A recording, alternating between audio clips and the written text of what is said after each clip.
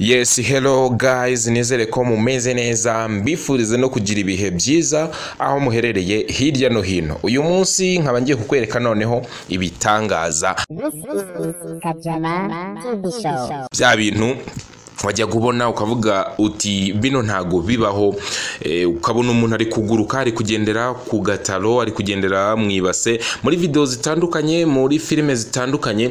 Uno munsi noneho ngiye kubikwereka neza cyane uko nawe ushobora kubikora ukoresheje telefone yawe. Ni hano kuri Kajama TV show, narabikwemereye ko buri gihe nzajya nkugezaho akantu k'ubwenge, ka kantu wajya kubona ukakibazaho ibintu byinshi, nkakwereka uburyo gakorwa ndetse n'uburyo nawe ushobora kubikora ukoresheje telefone yawe igendanwa. Icyo usabwa ni ugukora subscribe kuri YouTube channel, ubundi tugakomeza tukibanira. Uri kumwe nanjye Kajama.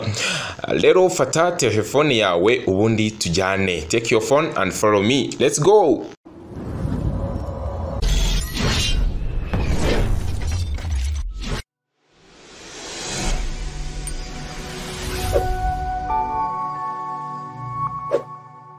Ubushize ku bantu twagiye tubana muri video zitandukanye, twagiye tureba uburyo ushobora guhindura background ku ifoto, ushobora guhindura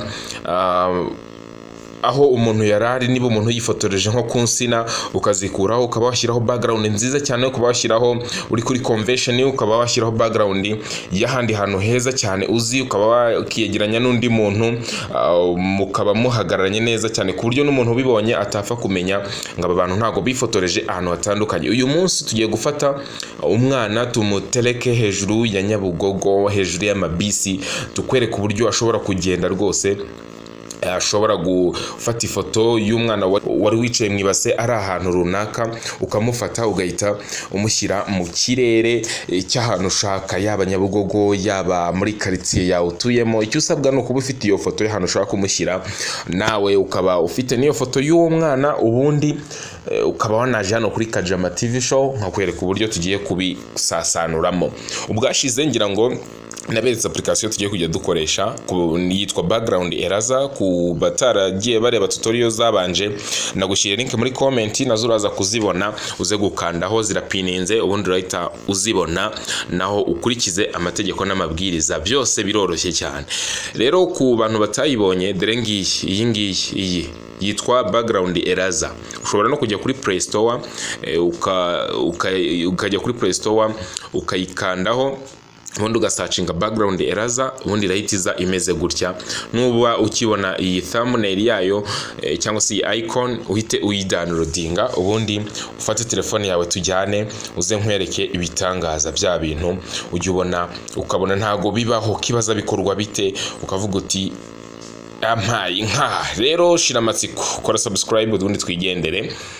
Nizere ko wafashe telefone yawe. Iyi application niba wayidownloadinze cyangwa se niba usanzwe uyifite, ngira ngo kuba twabanye ubu barayifite ndabizi neza, yikandeho ifungure. Ariko nkuko nabikubwiye, birasaba ko uba ufite ya foto ya wa mwana wicaye mu ibase cyangwa se wicaye ku gatebo, simbizi, biterwa ubwo nuko wabishatse.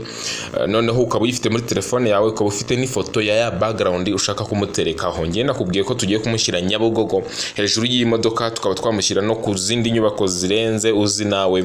Ngira ngo bwashije twafashe umugabo tumugurutsa kuri convention, ngira ngo mwarabibonye. Kubacikanwe muze kureba muri video zacu kuri YouTube channel Kajama TV show, ubundi dukomeze namwe twibanire. Reka rero tudatinze dufungure application yacu, ubundi twikomereze.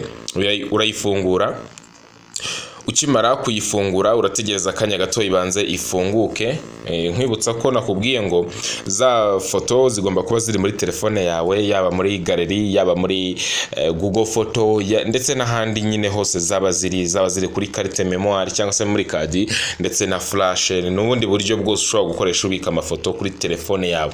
Ngira ngo application wayibonye rero. Reka dusubize inyuma gato. Okay, urabona hano baduhaye ngo create hano. Yego, ngira ngo muri kubibona, urakandaho. Kimara gukanda kuri create, bahita bakuzana muri ya mafoto nakubwiye yo muri gallery. Ya mafoto rero ngira ngo uri kubona ko harimo amafoto menshi y'abana bicaye mu ibase, n'amafoto menshi y'ahantu dushaka kumushyira. Nakubwiye ko turamushyira hejuru y'imodoka tukamutereka Nyabugogo, bya bintu ujye ubona, ubundi tugahita tubyirebera hano neza cyane. Dore rero dushobora kubanza turaza gukoresha abana benshi kugira ngo byose muze kubibona neza. Reka dufate nk'uyu nguyu rwose kanze tugiye guhera ku uyu nguyu, ubundi urayikandaho. Iyo ukimara kuyikandaho irabanza ikayicagagura. Ibiri gukora ni icyo bita cutting, ngira ngo kubo twabanye mu matutorial yabanje twagiye tubibona, naho ifata ifoto ikayikatinga igakuraho background isanzwe ifite, ubundi ikakwemerera kuba wayishyira ahandi runaka idafite background. Ibyo ni ibintu byumvikana cyane, kandi ibikora mu buryo buri automatic, mu buryo bwiza budasigaho amatashi.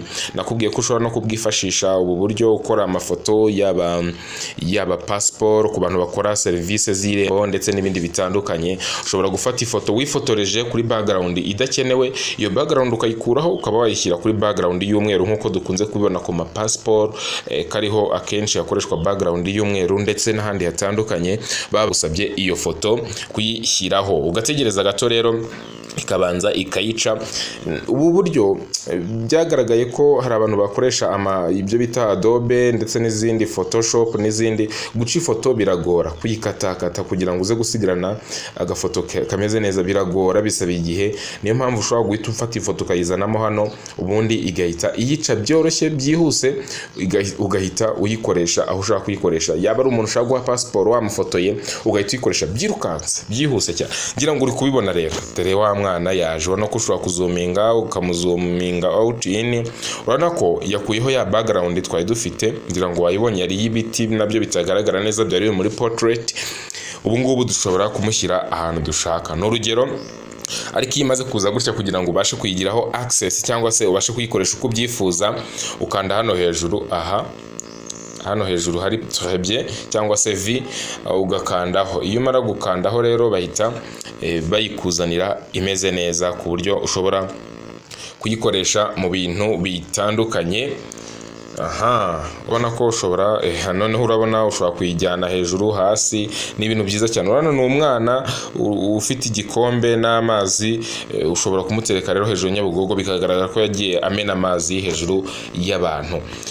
Reka rero tubanze dushyireho background wenda yibara kugira ngo nabyo niba utarabibonye ubanze ubibone. Ukanda hano hasi kuri background, ngira ngo uri kuhabona, bakakuzanira amabara atandukanye. Urabona ko ushobora kumushyira mu mweru, mu muhondo, umutuku ndetse n'ayandi mabara atandukanye. Ibi ntabwo ari byo tugiye kurebaho uyu munsi wa none, reka ahubwo tugende dushyireho background twashakaga. Ngira ngo nakubwiye ko tugiye kumushyira Nyabugogo. Ngwino hano hasi rero urebe ahangaha, hano hasi, yego, handitse ngo landscape. Uretse nze gato nanyihanganiraho gato cyane. Uraza hano hasi handitse landscape, handitse landscape, uhakandeho aho ngaho. Bahita bakuzana muri galeri kuri ya mafoto, ubundi uhita uhitamo ifoto ushaka. Reka nkwereke, tubanze tube twamushyira nko kuri iyi nzu. Inzu murayizi mwese, iri mu mujyi wa Kigali, ngira ngo muri kuyibona.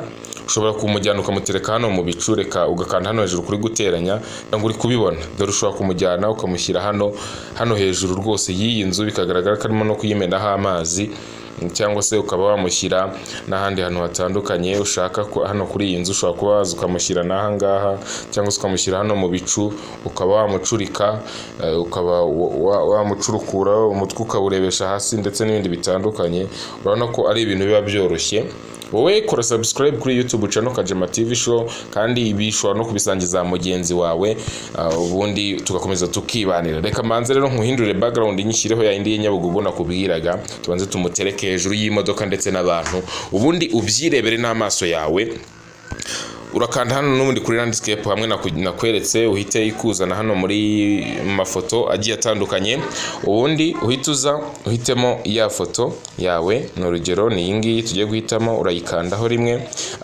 Nimara kuza gutya rero urakanda hano hejuru hari V, hano yego, uhakande. Numara kuhakanda, irahita ikuzanira ya foto ya wa mwana ari hejuru ya ba bantu. Ushobora kumushyira aho ushaka, ushobora kumujyana ukamugira mutoya, ukamushyira hano hirya, cyangwa se ahandi hantu hagiye hatandukanye. Ni ibintu byose biba bishoboka mu gihe gitoya kandi kitarambiranye. Ushobora no kumushyira hano hagana hasi, ni ibintu byose bigaragara byose bishoboka. Ikindi kandi ushobora no guhuza amafoto ukoresheje ubu buryo, ngira ngo narabikweretse muri tutorial yabanje. Byose ni ibintu biba bishoboka, ukaba wayahuza ukayashyira ahantu hamwe kandi yarifotorejwe ahantu hatandukanye. Iyo video nayo nayishyize hano kuri Kajama TV Show, uze kujya muri comment uyirebe, ubundi uze kujya muri comment y'iyi video hanashyizemo link yayo, ubundi ukandeho urahita uyibona. Ni ibintu byiza cyane ubona ko binashimishije kandi byoroshye no kubikora, ubundi tugakomeza tukibana. Ngira ngo urabibona ko rero ifoto yawe wahita uyishyira hano. Ari n'umuntu wicaye ku gatebo cyangwa se umuntu wicaye n'ahandi hantu hagiye hatandukanye, nawe ushobora kumuzana ukamushyira aho ushaka hatandukanye. Iyi foto rero ushobora no gushyiraho n'indi, n'urugero urana n'umwana umwe, ushobora no kuza hano ukashyiraho indi foto. Uraza hano kuri add, kandeho, numara gukandaho barakugara muri galeri, ushobora kuba wahitamo indi foto y'undi mwana. Reka n'urugero duhitemo uyu nguyu, uyu yego, reka tumuhitemo, ukayihitamo nayo ukayica neza nka kwa kundi. Iyi application irabigukorera, ni ugukanda hariya ku kantu kameze nk'umukasi, igahita iyikuraho background, ubundi ugategereza akanya gatoya ikaza imeze neza. Reka dutegereze rero ibanze iyikureho, ubundi ihite iduha ifoto imeze neza. Duhite tuyishyira hariya hantu hejuru nawe ya ziriya modoka zitandukanye. Urategereza akanya gato rero, ubundi ihite iyizana yayiciye. Tegereza. This is Kajama TV Show. This is Kajama TV Show. This is Kajama TV Show. Ubushize ku bantu twagiye tubana muri video zitandukanye, twagiye tureba uburyo ushobora guhindura background ku ifoto, ushobora guhindura aho umuntu yarari, niba umuntu yifotoreje nko ku nsina. Okay, ngira ngo uri kubona ko yayiciye rero. Icyo usabwa ni ugukanda hano hejuru kuri V, aho hejuru iburyo hejuru yawe ugakandaho. Numara gukandaho urabona ko nayo irahita iza hafi na ya yindi. Ushobora kuyishyiraho ushaka nayo, ukaba wayijyana ukayizoominga ukayikorera unzoom. Byose ni ibintu uri kubona bishoboka. Ukaba wayizana ukayegeranya n'iyi ngiyi, nabyo birashoboka, ngira ngo uri kubibona. Okay, ubwo urayishyiraho ushaka, noneho numara kuyishyiraho ushobora no kuzegeranya izi zombi ari ebyiri, ngira ngo nabyo muri kubibona. Yego, aho ngaho urayishyiraho. Iyi nayo ushobora kuyigira ntoya ukayijyana inyuma ukayigarura, byose nabyo birashoboka. Ubwo ushobora gukoresha wowe uburyo ushaka. Ngira ngo wabibonye rero ko bishoboka, bya bindi birashoboka, ntago ari scam, ni ibintu bikorwa. Ahubwo ikiba kibura ni ukumenya uburyo bishobora gukorwamo. Ngira ngo uri kubibona noneho neza, hano biragaragara. Obvious, uri kubona ko ari ibintu bishimishije cyane. Reka rero dusoreze iyi tutorial yacu ahangaha, nkwibutsa ko ukora subscribe kuri YouTube channel ni Kajama TV Show nk'ibisanzwe, ubundi tukajya dukomeza tukibanira umunsi ku wundi. Njye uri kumva n'ubundi ni Kajama, nkaba mbahaye ikaze mu biganiro ndetse n'ibyegeranyo by'ubutaha tugenda tubagezaho ku bastari batandukanye, amakuru yaba iby'ikoranabuhanga, uburezi, ubuzima, amateka, ibigwi n'ibyegeranyo ku bantu mwakunze kandi mukunda muri benshi. Kora subscribe rero dukomeze tujye twibanira. Ciao ciao.